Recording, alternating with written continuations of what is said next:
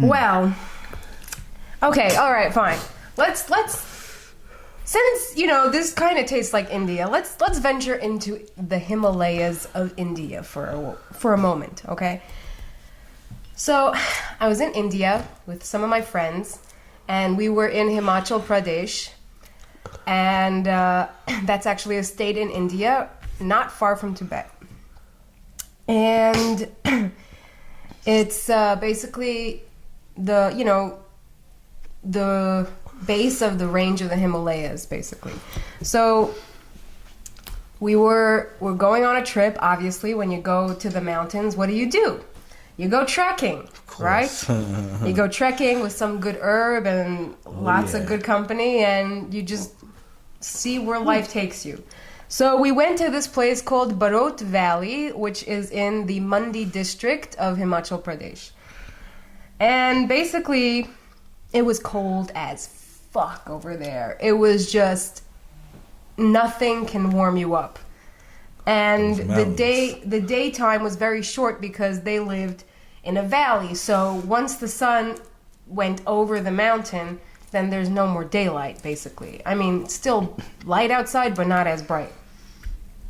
So we had a very short window to trek, basically. So we went up the mountain, and we were heading in one direction. I was with my friend, and his name is Tanuj, okay? So it's about to get interesting, people. He goes there every day, and he's like, oh yeah, I know the place. So I was like, okay, we're in good hands. He's heading up, and he's heading up this way. And then we come in contact with one uncle who asks us, oh, where are you going and everything? And we said we're going on a trek. So he's like, why are you going this way if the trail is that way? That should have really, told me that maybe this guy doesn't really know what he's talking about. So we followed him. He's like, don't worry, I know a shortcut. So we're like, okay, let's listen to him. I'm feeling it. Oh, yeah. It just hit me. It hit you? Wow. This is not a joke. This right here is really tiger. Here comes the anxiety. Oh, yeah. Oh, my God. I told you to pace yourself, you little devil. Go ahead. Anyway, so we're going up the mountain, and it's a very steep climb. Basically, like, you're going up like this, and there's just like these tiny little steps inside the mountain, but that's it. Like, if you would have stepped backwards, that would be the end. Damn. So I already knew that this trail was not the correct way to go. So, okay, fine. We're going. We got up, okay? Mind you, this is in the dead of winter when all the grass has dried up and basically became this slippery, kind of slopey kind of, when grass gets dry, it becomes hay, and basically there's no friction whatsoever.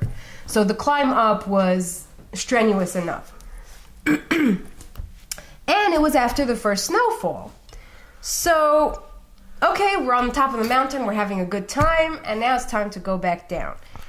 Danuj lost his way, completely lost his way, and he decides, oh, let's go through the jungle.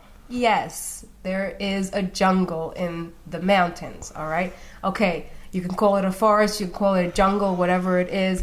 It's very moist in there. The rest of the mountain was dry, but where all the trees are, it's wet, so they call it a jungle. Anyway, so we go through the jungle, and the moment that I stepped on that wet land, basically it slopes down. It's a mountain, obviously. The moment we step on the wet land, we begin sliding downhill at extreme speed, like crazy. So the only way that we can stop ourselves is to latch onto a tree that's sticking out horizontally from the mountain. So we grab onto this tree, and we are holding on for dear life, and I began crying. I was bawling like crazy, and I was with two guys, okay? And Tanuj was like all apologetic. He's like, oh, I'm so sorry, whatever. And so they started, like, you started packing down. You had to pack down the soil so that you gave yourself a bit of a step so you can walk. So that's what we had to do. We're holding on to trees from the top, okay? Literally. Like, I could dangle my legs from the bottom. That's how steep it was. And I had to, like, hold on and pack down with my foot until I got, like, a solid step that I could stand on before it crumbles, so that I can step to the next tree and do the same shit so we can get out of there. Long story short, we didn't get down until 2 hours after dark, so we basically had no idea where we were going most of the way. And will I do it again? Hell to the yes, I will do it again, because that was the most exhilarating experience of my life. That's being a thug, you know what I'm saying? Not being scared of your fears. You're still talking about the alcohol, aren't you? Being able to, right now, I feel like a tiger right now. Seriously, I feel like I got the soul of a tiger, like, right now, you know what I'm saying?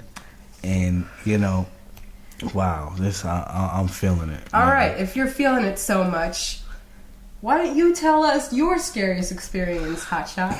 Okay, my scariest moment is a lot more exciting, okay, and a lot more death-defying, okay? This is when I was living in Virginia Beach. I was 12 years old, and I used to hang out in one of my friends' neighborhoods, and every day I would have to walk home from his house. Now, you had a long way to get home and a shortcut.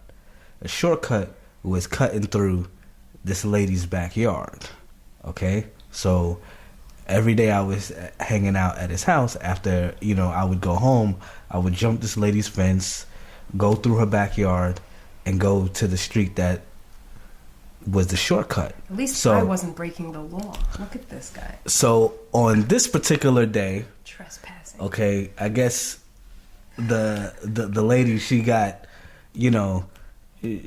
mad because everybody jumping her fence.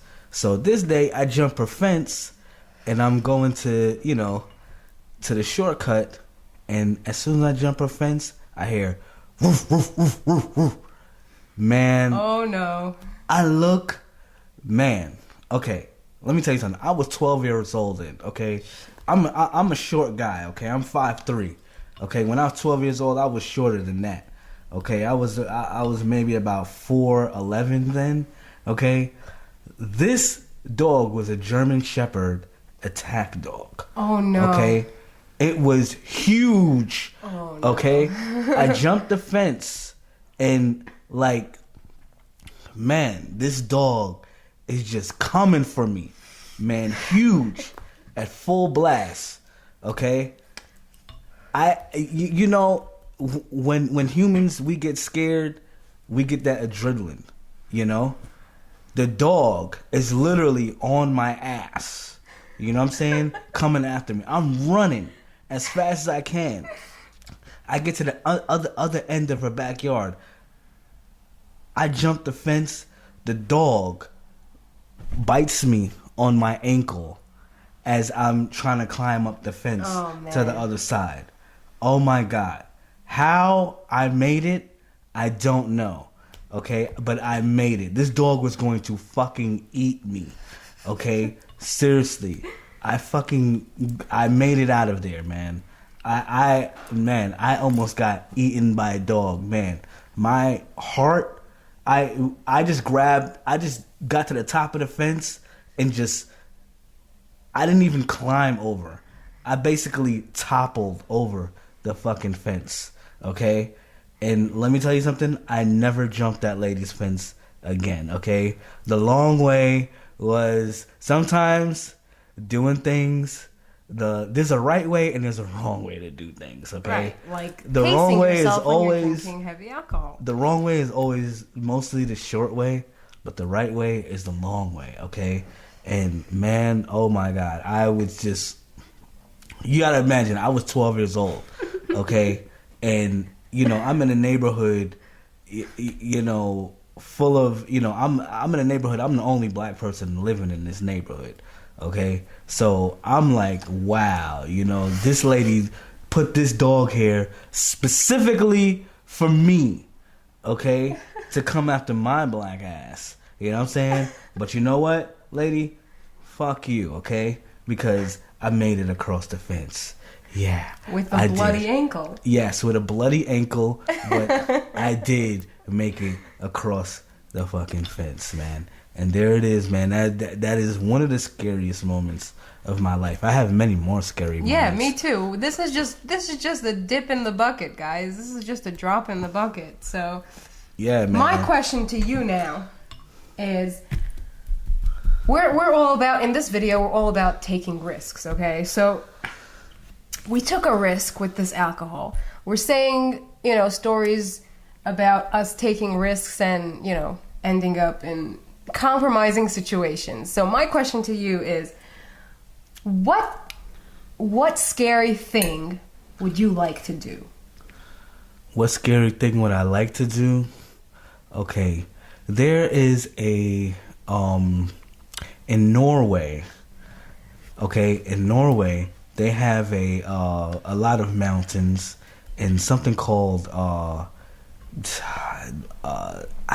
I guess you could call it a waterfall, but it's called a fjord or something like that. FGLRD. Okay, I'm from the hood. I don't really know how to pronounce this stuff. Okay, but literally, it's a cliff over a waterfall.